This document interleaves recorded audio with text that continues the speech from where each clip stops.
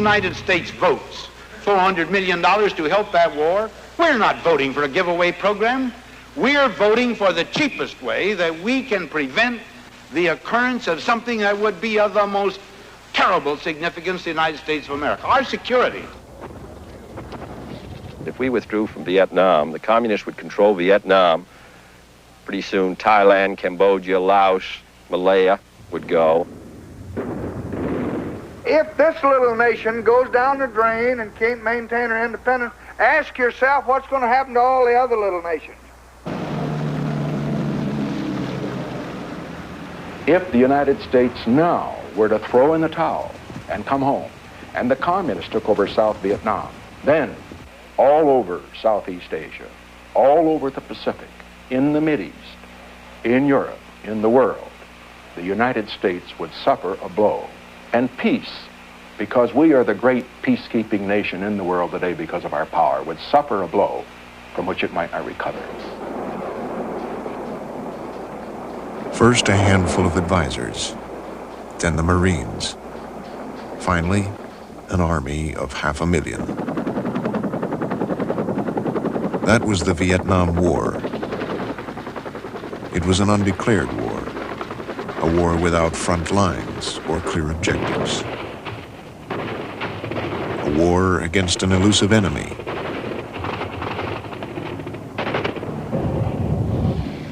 A war. Speak to me. Yeah, I'm still alive. Speak to me. What's your name? Tell me what your name is. Where are you from? Steve, Seattle, Washington. Seattle, Washington. It's a good town. Good town, good town. Very good. Go to sleep, though. Huh? I go to sleep. No, don't go to sleep. We had some precarious situations and we lost some people, but we always won. So to me, we were very successful, you know, but as I think of it now, I don't know what we won. We won a box on a map where the next day we left it and we never came back, maybe.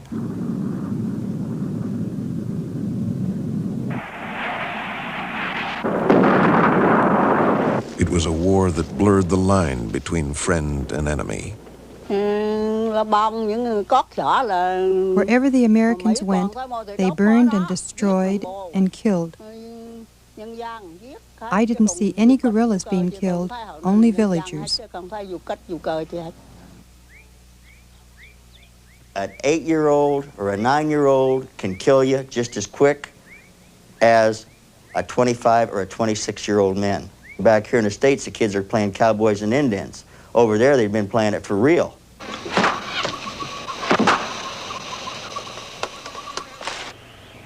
It was a war with deep roots, deeper than most Americans knew. Ho Chi Minh and his followers fought for decades against the French, then against the Americans and their South Vietnamese ally. I always believed in my country. But instead of sending my sons out to defend their country, I sent them out to die.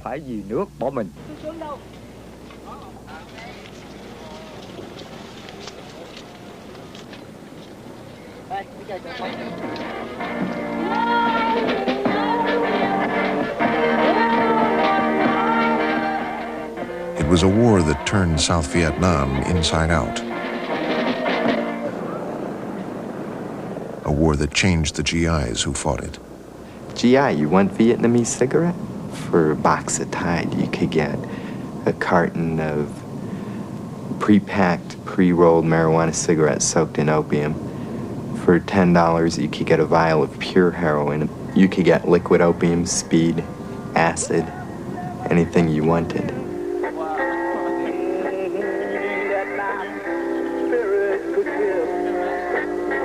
It was the first television war. What's he got, small arms? Small arms, automatic fire, grenade launcher, and hand grenade. With uncensored battle reports flashed to the folks at home. What's the hardest part of it? Not knowing where they are, that's the worst thing. You lost any friends? Quite a few. We lost one the other day. The whole thing stinks, really.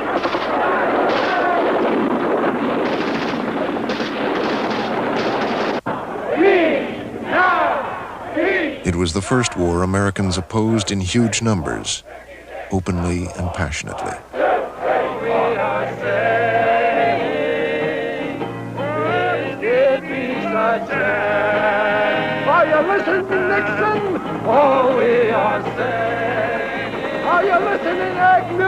Vietnam War ended when the communists took Saigon.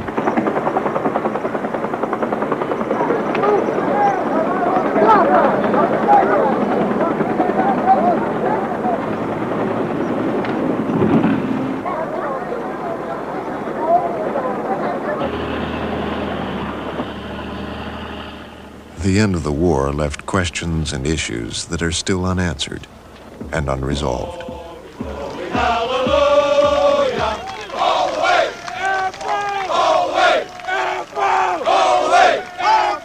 Well, it's time that we recognized ours was in truth a noble cause. Let us tell those who fought in that war that we will never again ask young men to fight and possibly die in a war our government is afraid to let them win.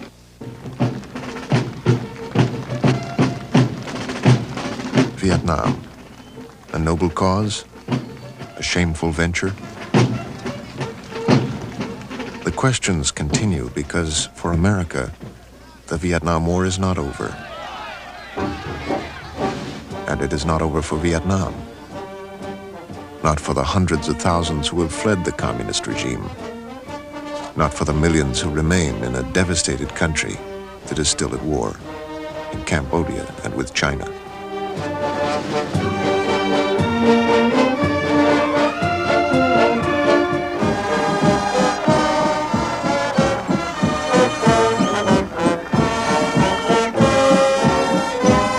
This television series looks back on a hard chapter in America's history and examines the questions now being asked by more and more Americans.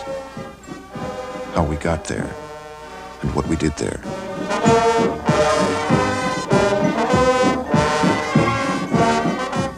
Two and a half million Americans fought in Vietnam, and 58,000 Americans died there. Why?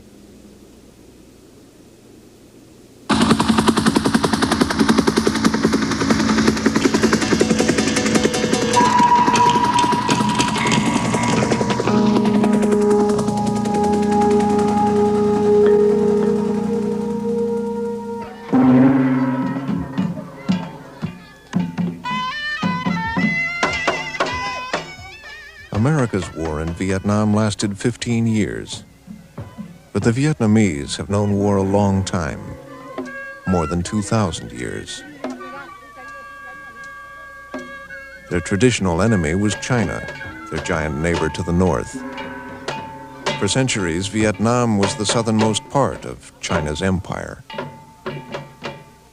The Vietnamese absorbed Chinese culture and customs, but they never accepted Chinese rule. Today, throughout Vietnam, they commemorate the Trung sisters, who led a rebellion against China in the 1st century after Christ.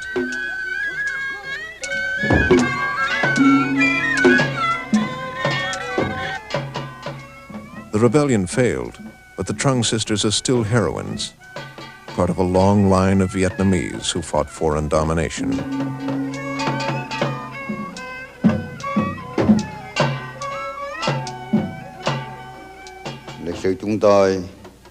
Our history, from the time of the Hung kings and the Trung sisters to the era of President Ho Chi Minh, has been a history of great struggle. Throughout history, the Vietnamese people have always done their best to defend the country and to build the nation.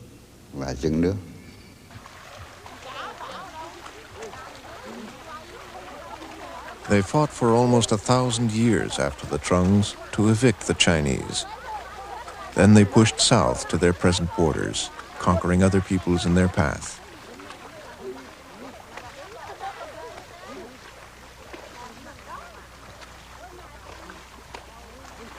The country expanded so rapidly that it fragmented in a series of civil wars. Despite their internal conflicts, the Vietnamese regarded themselves as one country and one people. But they were too weak and divided to fight off the conquering Europeans in the 19th century. Around 1860, the French seized the area near Saigon. They took over central and northern Vietnam during the next 2 decades, and by 1885, Vietnam had once again lost its independence. French Indochina at the end of the 1880s, Laos, Cambodia, and Vietnam, which the French divided into 3 regions, Cochin China, Annam, and Tonkin. To the Vietnamese, the division was a deliberate attempt to destroy their national unity.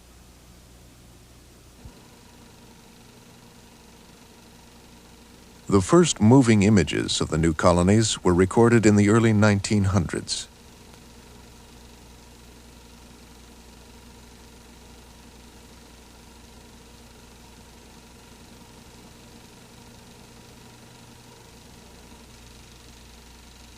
France looked at the traditional Indo-Chinese cultures and saw very little it considered civilization.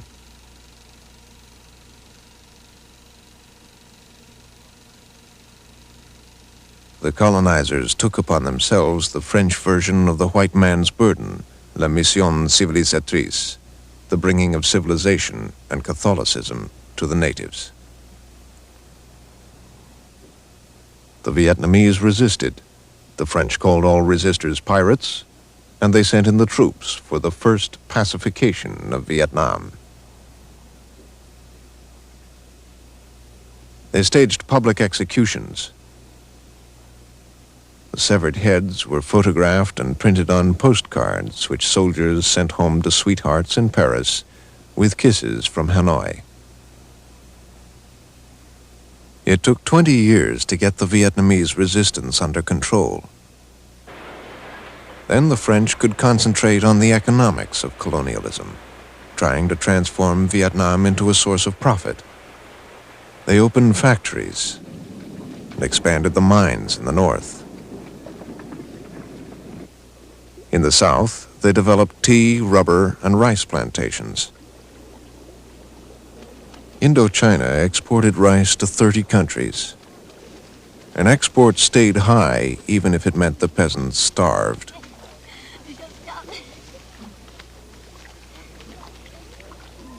The people here suffered a lot because of high taxes and hard forced labor. They worked from dawn till dusk, but they did not have enough to eat. The cheap labor profited a few French companies, even though Indochina was a financial sinkhole. The French nation spent millions of francs each year to protect and support the colony, while French companies like Michelin Rubber made millions in profits from factories and plantations. French newsreels showed only clean, modern workplaces, but in fact, the Vietnamese worked under the most brutal and degrading conditions.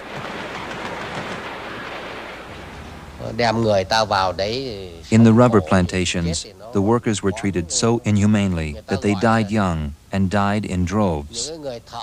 There was a saying that the workers were fertilizer for the rubber trees because their corpses were buried under the trees.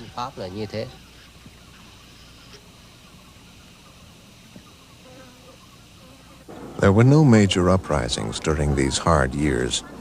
Vietnamese society was reeling under the impact of westernization. French culture permeated the cities, bringing Western fashions and ideas. Some French scholars and artists admired Vietnamese civilization, and early Western photographers recorded Vietnamese life. But most French felt superior to the natives. The Vietnamese elite began to give their sons a Western education. Almost all of those who would lead the next resistance to the French were French educated. Among them was Ho Chi Minh. Ho Chi Minh's early years are difficult to trace. He was always mysterious about himself, giving few interviews, and preferring in later life to present himself as the benevolent Uncle Ho. Ho was born about 1890 as Nguyen Tat Tan, the son of an official who resigned rather than serve under the French. As a young man, Ho left his country. working as a ship hand and cook in America, Britain, and France. In September 1911, he was in Marseille and sent a request to the Ministry of Colonies. "I would like to be useful to France," he wrote, "in its dealings with my people." And he asked to be admitted to the Colonial Training School. He was told to apply elsewhere. In 1917, Ho moved to Paris. He took the pseudonym Nguyen Ai Quoc, Nguyen the Patriot, and began to agitate for Vietnam's independence. He tried to plead his cause at the Versailles Conference following World War I, but was not admitted. His effort made him famous among the Vietnamese in France. His activities brought him to the attention of the French police. They ran an investigation on this young potential troublemaker and dismissed him with the description, "awkward-looking, mouth constantly open and a stupid smile." In 1920, Nguyen Ai Quoc became a founding member of the French Communist Party, the first Vietnamese communist. He remained in France editing an anti-colonial paper called Le Paria, The Outcast, and supporting himself as a photographer's assistant. His drawings, published in the newspaper, showed he was still concerned with Vietnam, which he had not seen for 10 years.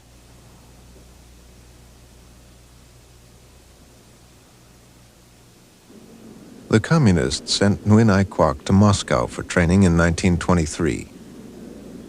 Then, as a communist agent, he went to China. From there, his exact movements become difficult to follow. He traveled widely, organizing expatriate Vietnamese into a revolutionary party.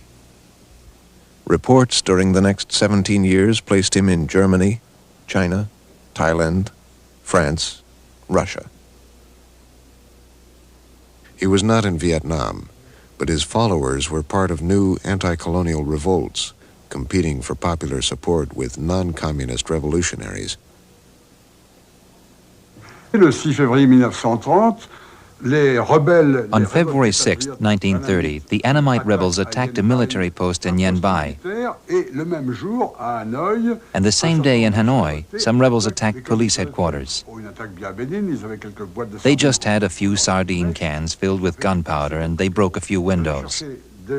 I saw the cops in the street and they were all confused, but I said, "This is not that serious." The French put down the Dien Bien Rebellion in 2 days and imprisoned its leaders, who were members of a non-communist party, the VNQ-DD. Most of them were executed in June. But the unrest spread throughout several provinces as the peasants, often led by the small Indochinese Communist Party, demonstrated and seized land. A widespread famine fueled the rebellions. Un an après, c'est la révolte de Vienne. A year later, there was a revolt in Viet. Drought had struck the province of Viet, and the peasants, who no longer had anything to eat, sent a delegation to the provincial capital. They asked, as this was a tradition that dated back to the time of the emperors, for a waiver of taxes during the drought. The government rejected this demand and got frightened by this large number of peasants on the roads.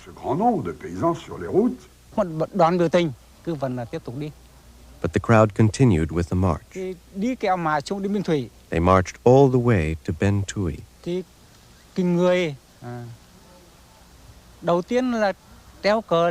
And when the first person climbed up a flagpole at the fork in the road at Ben Thuy, the French guards who were on the tower of the Shifa factory shot down at him and killed him. After that, they ordered their soldiers to open fire into the crowd of demonstrators. Thousands of suspected communists were arrested that year, and nearly 100 party leaders executed. The Indochinese Communist Party was virtually destroyed.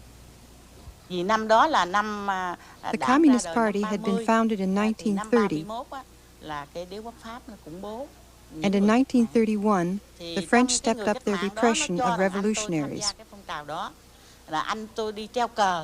They thought that my brother had put up some red banners.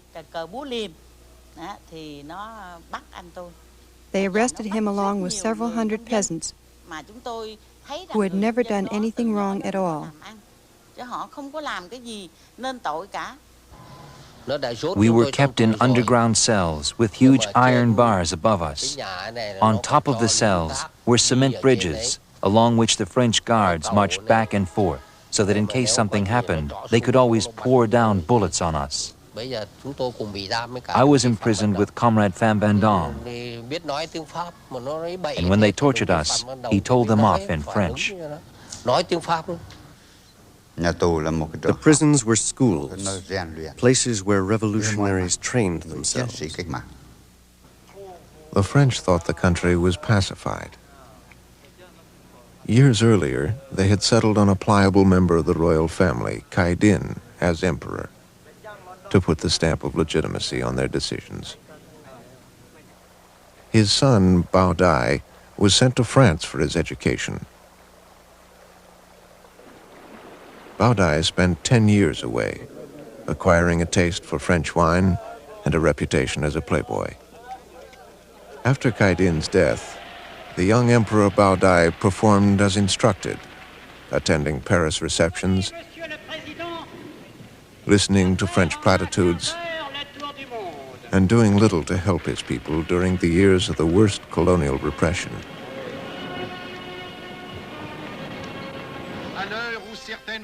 France was proud of its colonial record. Pathé Journal croit nécessaire de présenter ce rapide inventaire de l'œuvre accomplie jusqu'à ce jour à l'abri de nos couleurs. Dans de nombreuses régions, autrefois désertiques, où des tribus hostiles les unes aux autres traînaient une existence misérable, les civilisateurs français ont apporté la paix, le travail, la prospérité, la joie. La France admet comme légitime et heureuse la diversité des civilisations qu'elle respecte.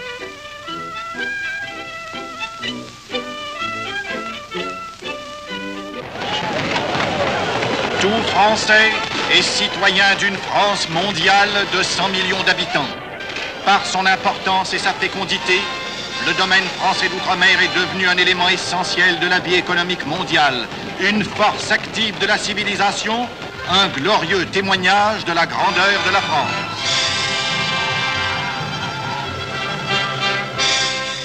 « 1940 brought the end of this grandeur of France.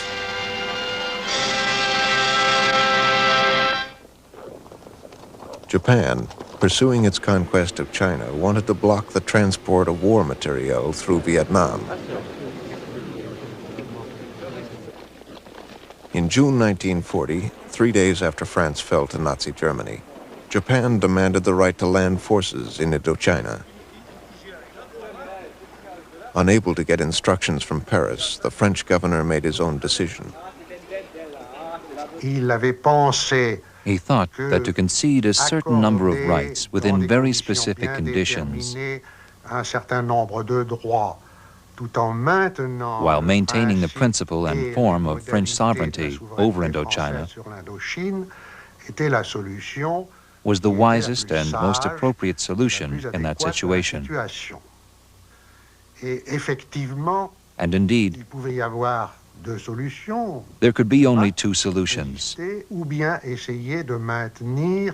to fight and resist, or to try maintaining the essentials of French sovereignty over Indochina, while sacrificing only a few rights to the Japanese.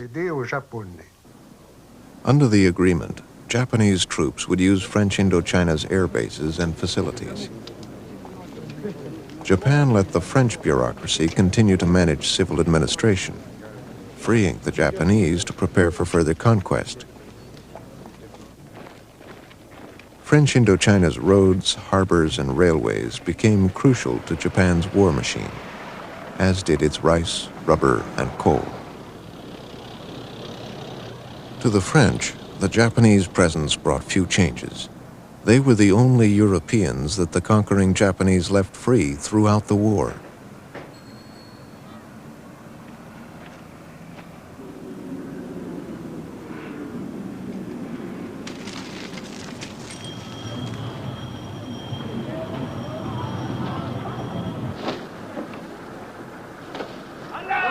Japan's arrival deeply impressed the Vietnamese. Asians like themselves had overthrown the European colonials, for it was clear who was in charge. And to the United States, Japan's actions looked increasingly ominous. President Roosevelt pressured Japan by cutting supplies of scrap metal and imposing an oil embargo. In negotiations at the end of November 1941, the United States proposed that Japan withdraw from Indochina entirely. 10 days later, the Japanese attacked Pearl Harbor.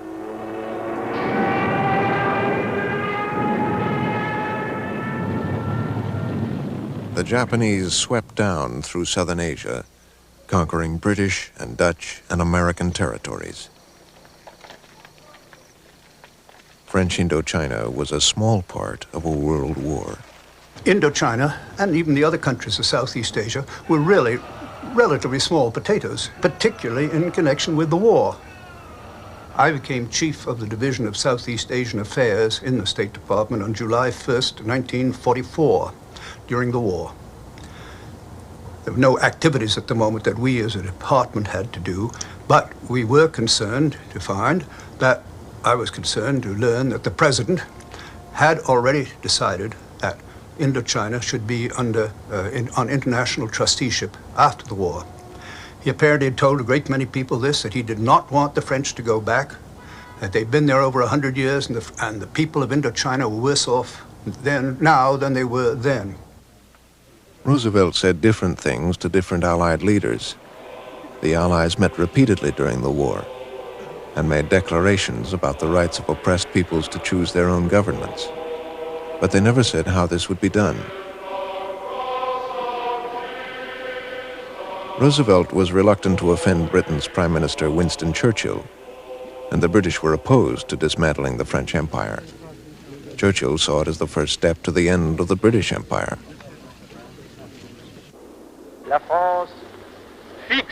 And General de Gaulle, head of the Free French forces, made it clear that to him, Indochina was still French. Sociale et culturelle de l'Union indo-chinoise. Elle est et elle restera sa propre mandataire. Roosevelt avoided a decision. At various times, he talked about international trusteeship or Chinese or even French trusteeship. Well, of course, that really meant that he'd abandoned his position. But I think a great deal of that was because of, one, the pressure of the other countries who did not want to have trusteeship for their own territories. They were willing to have trusteeship for any territories of the enemy, but not their own. In early 1945, the collaboration between the Japanese and the French in Indochina ended. The war was going badly for the Japanese. A small French resistance movement had begun in Vietnam, and Allied bombing around Saigon further alarmed the Japanese. Le général de Gaulle était extrêmement clair. General de Gaulle was extremely clear. General de Gaulle thought that France could only return to Indochina with arms in hand, and that implied fighting the Japanese. The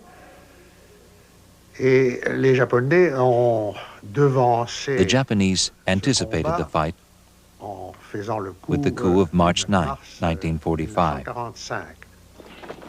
On that day, the Japanese overthrew the French.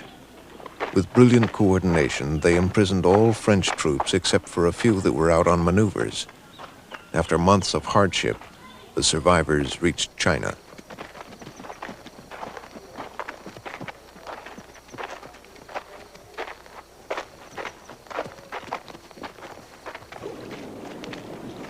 French rule, saved at the expense of French pride in 1940, was destroyed.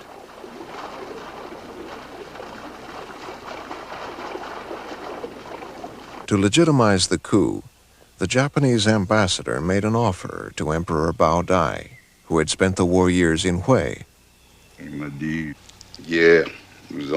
He said to me, "Yesterday, we terminated French sovereignty. And today, Japan is happy to bring you your independence." We weighed the pros and the cons. What was this independence worth? How should we take it? The ministers told me, Your Majesty cannot refuse this independence, for independence has been a forbidden word for a century. The Japanese supported several Vietnamese nationalist groups, but other groups were both anti-French and anti-Japanese.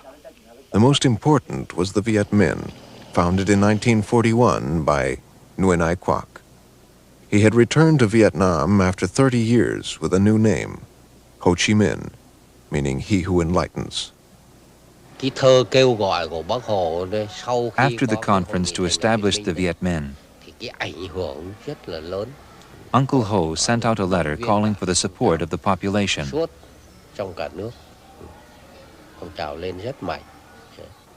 And it was this that rallied the entire country around the movement.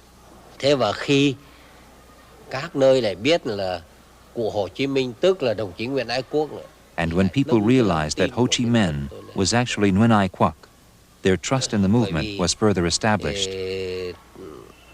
This was because the name Nguyen Ai Quoc had been widely known in the country. People knew that he was a great patriot. Like Ho, many Viet Minh leaders were veterans of the old Indochinese Communist Party. But the Viet Minh during the war was nationalist, not communist in program. It organized guerrilla bases, trained cadres, harassed the French and Japanese, and spread propaganda, urging the peasants to resist. Why did the Viet Minh fight the Japanese while other Asian nationalists collaborated?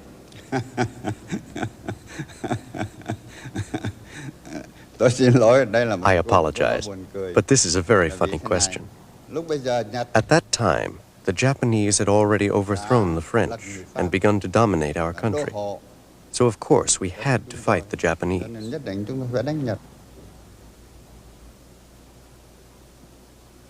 By early 1945, Vietnam was suffering a terrible famine.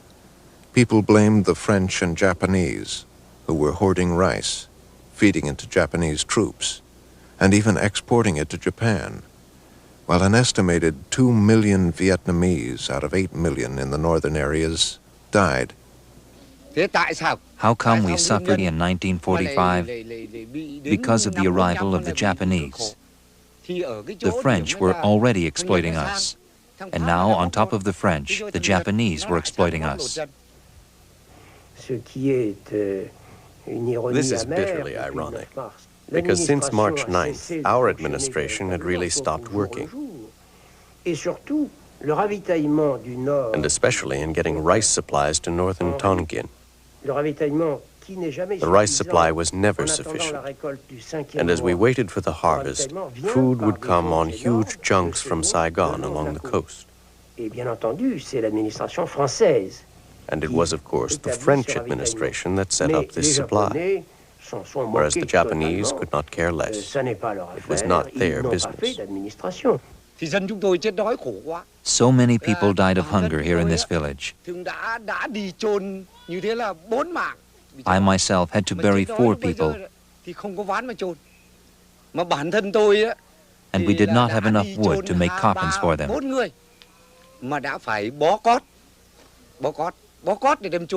I had to wrap the 4 corpses I buried with hemp cloth.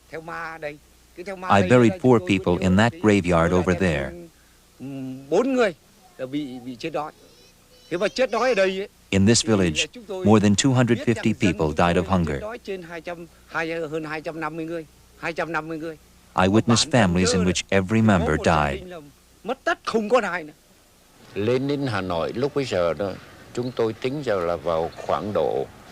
At that time, in our estimate, at least 40,000 starving, poor peasants arrived in Hanoi to beg for food and to wait for handouts, for alms. The French did not organize any hunger relief, and the Japanese specifically forbade us to carry out any hunger relief effort of our own. People dug into the garbage dumps in order to find any edible thing at all. They also ate rats. But this was not enough to keep them alive.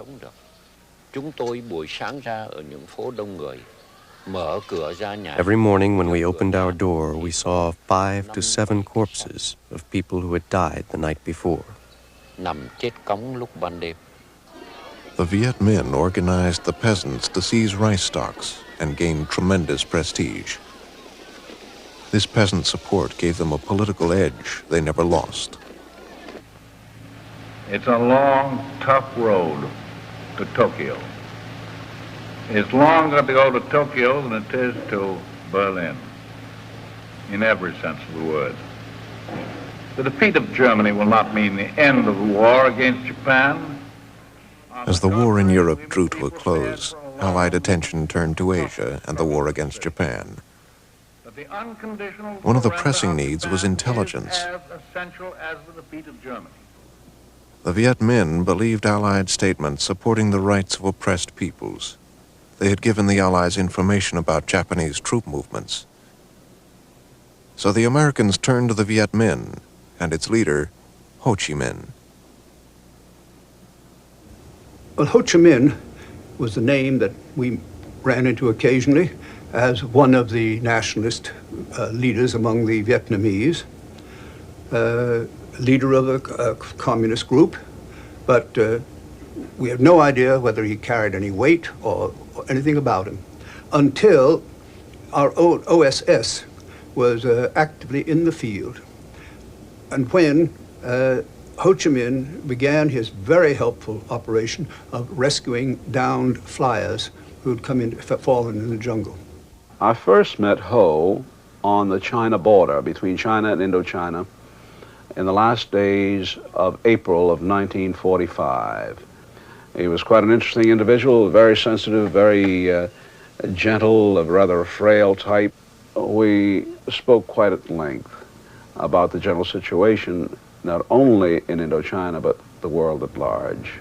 We knew he was a communist, but we also felt, as they did, and the way anybody who has met Ho Chi Minh, that I've ever talked with, had the same feeling, he was first a nationalist and second a communist.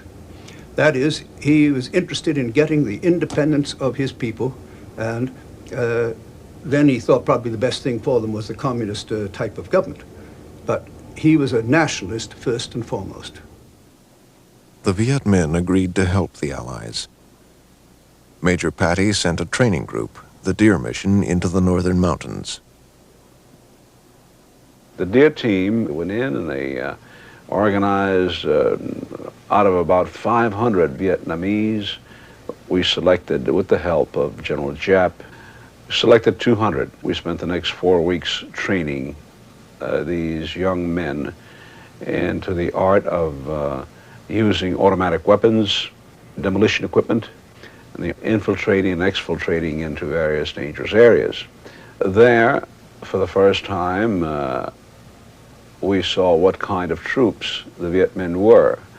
They were very willing, fine, young nationalists, really what we used to say gung-ho type. They were willing to risk their lives for their cause, the cause of independence against the French. Before Ho's men could prove their willingness, World War II was over.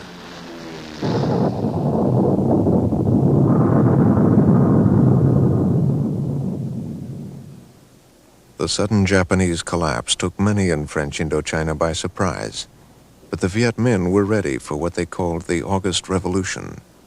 Declaring Vietnam independent, they marched in to take Hanoi peacefully. Ho Chi Minh formed a government in Hanoi, carefully mixing in members of other nationalist groups. But in the South, away from Ho's moderating influence, his followers started purging rival nationalists.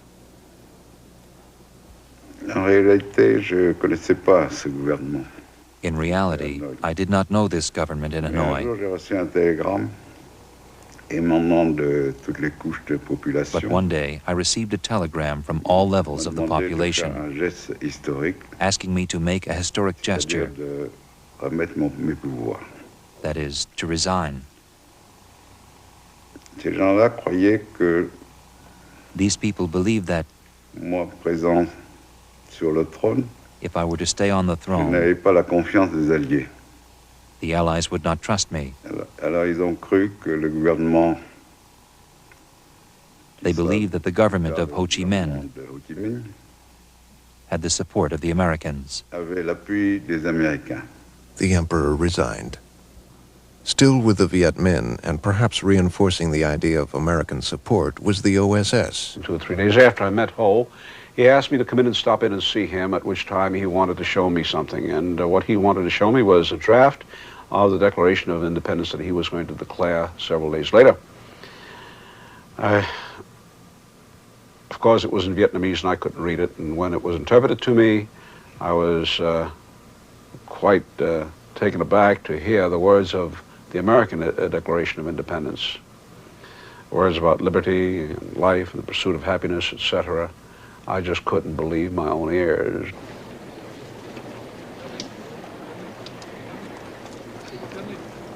On September 2nd, 1945, on board the USS Missouri in Tokyo Bay, Japan formally surrendered.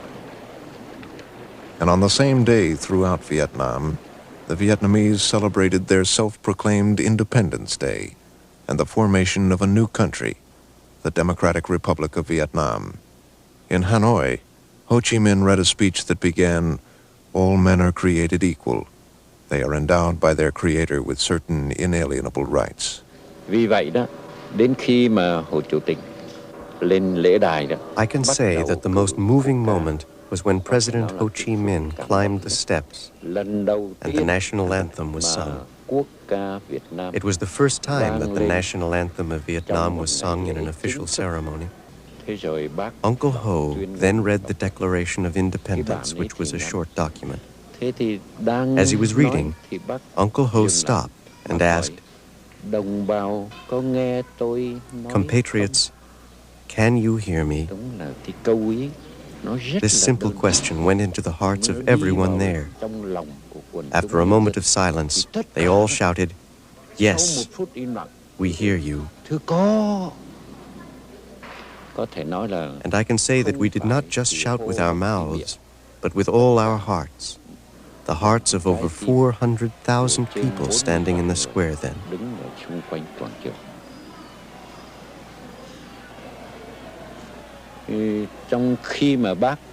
After Uncle Ho finished reading the Declaration of Independence,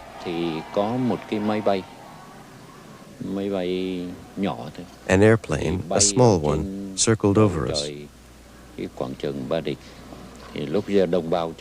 We did not know whose plane it was. We thought that it was a Vietnamese plane. But when it swooped down over us, we recognized the American flag. The crowd cheered enthusiastically. Ho Chi Minh was on a silver platter in 1945. We had him. He was leaning not towards the Soviet Union, which at the time he told me that the USSR could not assist him because they had just won a war only by dint of real heroism, and they were in no position to help anyone. So really, we had Ho Chi Minh, we had the Viet Minh, we had the Indochina question in our hand. Few American officials shared Major Patty's assessment.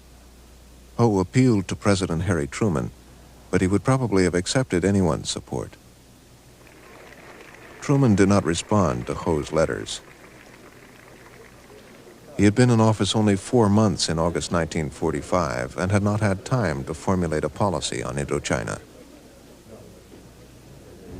There was quite a division in the State Department over Indochina. Both the Far Eastern Office and the European Office were in complete agreement that we wanted a strong France recovered in Europe from the trauma of Vichy and the defeat in the war. And but the European division felt to help get the French back on their feet, we should go along with practically anything that the French wanted. We in Southeast Asia division and the Far Eastern Office, on the other hand, were very conscious of the tremendous surge of nationalism that had was taking place, had already started before the war, and now had been thrust forward at accelerated speed during the war. And the result was the department had no official policy towards Indochina. The Allies had worked out a compromise plan to disarm the Japanese. Above the 16th parallel, the Chinese would take the surrender of Japanese troops. The British would do the same in the south. They arrived in Saigon in early September. We had come out of Burma, and it was literally like going into a beautiful slice of Paris. It was a wonderful experience after what we had been through, and I think that we had not been warned that there was a political situation, or potential political situation on our hands, and we were driven into Saigon, and there were banners out saying, "Welcome to the Allied Commission," in English. The situation was apparently completely peaceful. Then the local people, who we came to know as the Annamites, started digging up the road at night. You'd be driving along and suddenly a tree would drop in front of you. And it moved on from there to a situation where there was a lot of incendiarism at night, and we were rushing troops from one point to another, becoming a more difficult situation. The British commander, General Douglas Gracie, was a seasoned colonial officer with limited political experience. His orders were to disarm the Japanese and maintain law and order. His staff officers included Brigadier D.E. Taunton. It was a very difficult period for me at that time. The Japanese were in control and were armed. The French were imprisoned by the Japanese, and my job was to release them, and the Annamites appeared to be in control of government buildings and so on and so forth. So I went through a very difficult period of trying to rearm the French, trying to disarm the Annamites, and not bothering very much about the Japanese, who were well behaved, and I left them with their small arms for a while.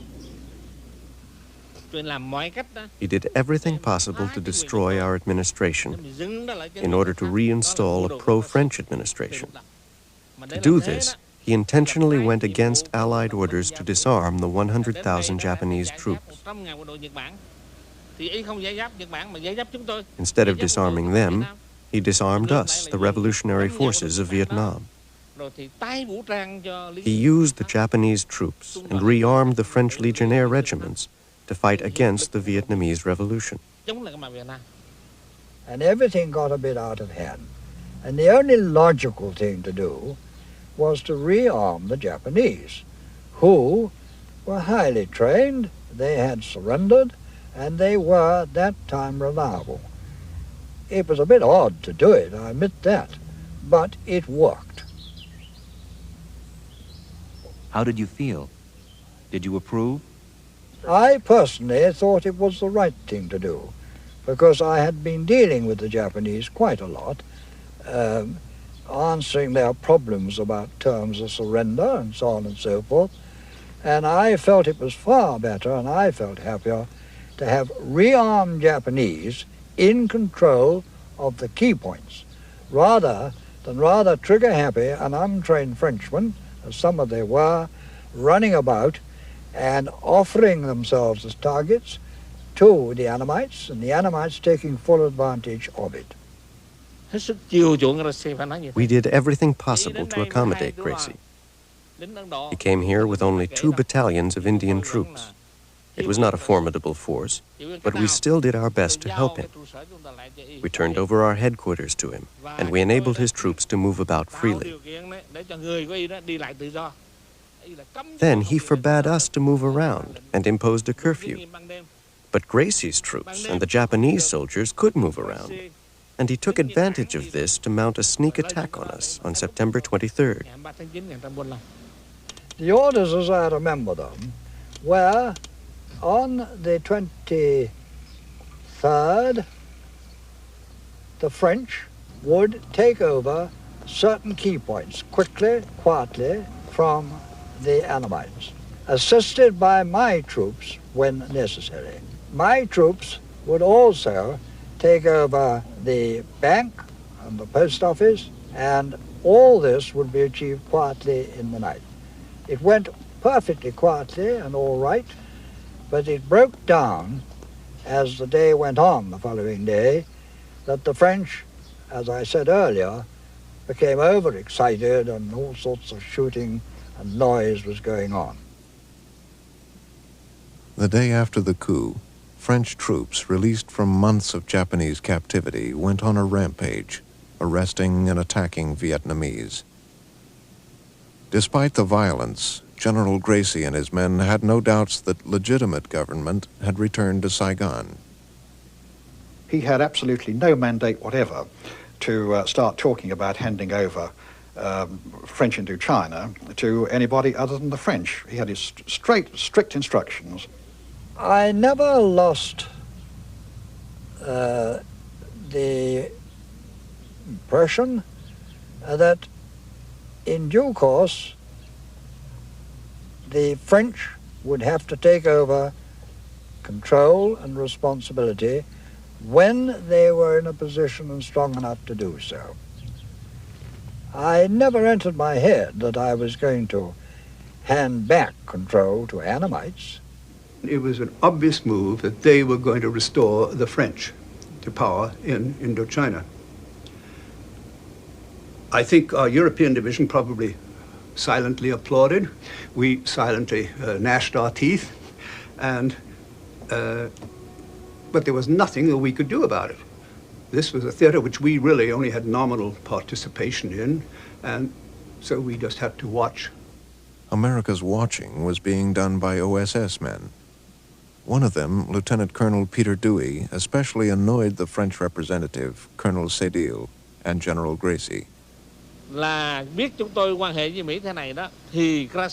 Gracie and the French representative found out that we were meeting with Dewey, they were extremely angry. And although they did not say it publicly, they showed that they were clearly against the activities of Dewey. Colonel Dewey of the OSS was a law to himself. He had arrived and attached himself to the Control Commission, I think a little to Cédille's surprise as well as Gracie's surprise, and he was a man who acted always on his own. Relations between the OSS men and General Gracie deteriorated. After a dispute over who had the rank to fly a flag on his car, Gracie suggested, or ordered, it's not clear which, that Peter Dewey leave Saigon. On September 26th, Colonel Dewey set out with his friend Captain Blueshell in a less than clearly marked Jeep. As we were driving along, we came to a corner. We had to turn to the right, and about 10 yards further down, as we turned, we encountered a roadblock consisting of some logs and little brush. Nothing formidable, but it necessitated for us to make a reverse S to get through.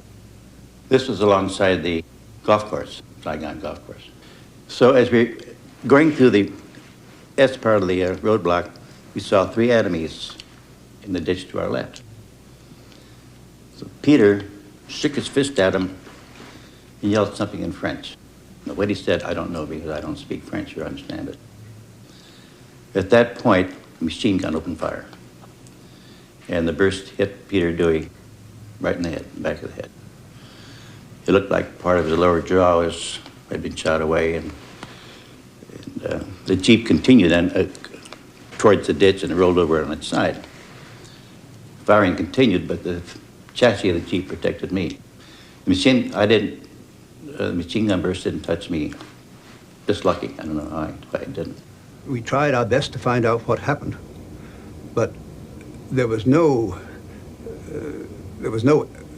we could do, and it was a question as to whether there was anything we should try to do, because I say that was a case of a murder rather than a military action. Turns out that Peter Dewey was the first American to be killed in Vietnam.